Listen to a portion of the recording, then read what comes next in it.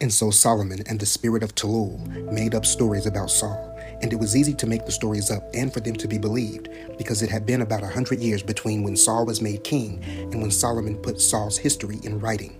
And the account of Solomon and his forces of darkness blasphemed the holy name of Anokised, like no other had done since mankind was placed upon the earth. Even those in Shekath were amazed at the tenure of it, and this is an account of it according to Solomon.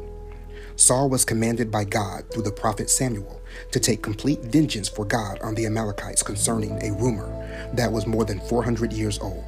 And the incident was to have had occurred with the Israelites who had cast Moses out and wandered in the wilderness 40 years, ending up at Beth Peor. And the rumor was that the Amalekites had laid in wait for Israel. And if there was truth to the rumor, you will remember that those Israelites who wandered in the wilderness were viewed by the local inhabitants to be marauders, and they armed themselves against those Israelites. And after 400 years, one would suppose their descendants would have no recollection of the events of that time of the Exodus.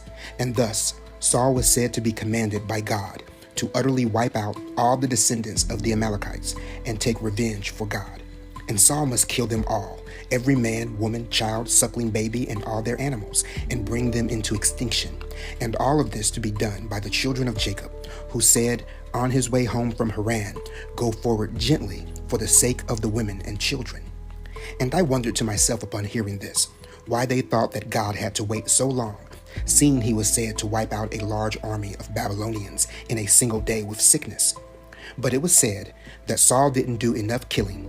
He saved some of their animals and their leader, and the account of Solomon said that Saul had to be removed from his kingship because he did not do enough killing, and in his way, he was disobedient to carry out the commandments of God.